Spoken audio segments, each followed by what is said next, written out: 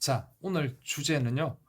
주제 10. 삼선 개헌으로 장기 집권의 길을 들어서다입니다.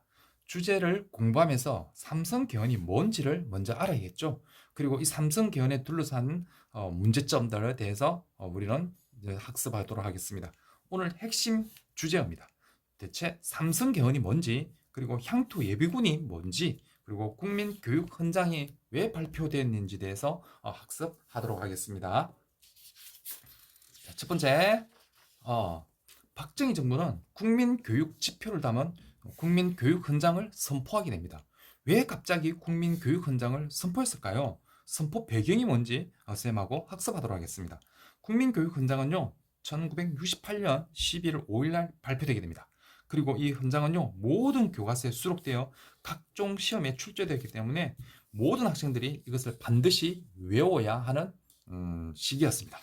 그러면 박정희 정부는 국민교육 지표를 다는 국민교육 헌장을 선포하는데 선포의 배경이 무엇일까요? 그것은 일단 북한의 대남 공작 강화라는 안보 위기를 이용해서 자신의 장기 집권을 강화하는 것이었습니다.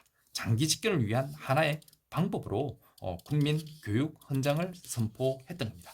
그러면 박정희 대통령은 삼선 개헌을 어떻게 가능했을까요? 6대 대통령 선거가 치루어지게 됩니다. 6대 대통령 선거에요. 윤보선과 박정희가 출마를 하게 되죠. 그러나 이 박정희가 6대 대통령 선거에서요. 당선됨으로 재선을 성공하게 되죠. 그런데 그 시점에 북한이 대남 공작이 강화됩니다. 북한에서요. 1월 22일 사태가 벌어지게 되죠. 북한의 특수요원, 특수부대 31명이 박정희를 암살하기 위하여 서울로 침공하는 사건, 그 사건이 1월 20일 사태입니다. 이때요, 많은 북한 사람, 북한 공작들이 특수부대원들이 사살되고 남아있는 사람, 특수부대에서 그때 포로로 잡힌 사람이 김신조였습니다. 그래서 일명 김신조 사건이라고도 이야기를 하게 됩니다.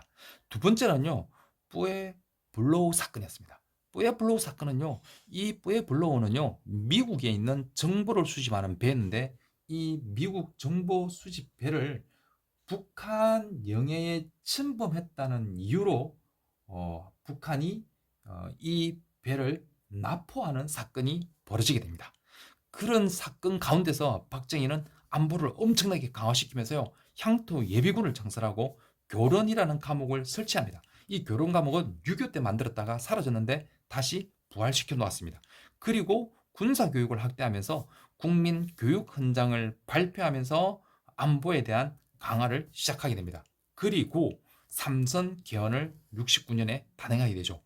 세 번까지 대통령을 할 수 있도록 허용하는 것을 삼선 개헌입니다.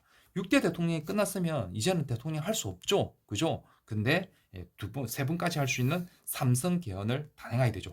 당연히 대학생과 야당은 시민들은 민주주의를 제한하는 것이라고 당연히 반대하겠죠. 그러나 정부는 뭘 내세웠다고? 안보를 내세워서 편법으로 통과시켰습니다.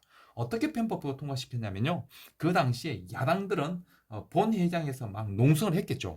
그런데 여당에서 여당 의원들이 여당의 의원들이 야당을 의원들을 따돌리고 국회 별관에서 그것도 새벽 2시 50분에 새벽 2시 50분에 날치기로 통과시켰습니다. 대단하죠, 그죠? 우리나라에 이 개헌을 갖다가 새벽에 한 날도 또 처음일 겁니다.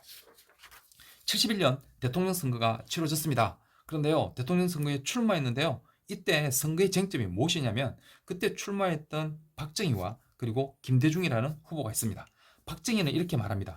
이번만 마지막 출마다 좀 도와달라. 그리고 3차, 4차 경제개발 5개년이 지금 완수해야 되니까 약속대로 이거 완수하고 나는 대통령직에서 물러나겠다.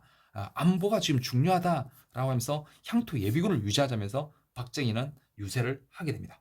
그리고 김대중은 뭘 하냐면요. 박정희가 지금 대통령이 되면 영구 집권을 한다. 장기 집권을 간다. 그래서 장기 집권을 막자라고 해서 박정희의 영구 집권을 막기 위해서도 정권을 교체해야 된다고 김대중은 주장을 하면서 두 사람의 유세장에서 수십만 명이 몰려서 관심을 가지게 됩니다. 그죠? 선거 결과가 나왔습니다. 선거 결과는 박정희가 김대중을 물리치고 힘겹게 당선되게 됩니다. 그러면서 또다시 장기 집권의 길로 가게 됩니다.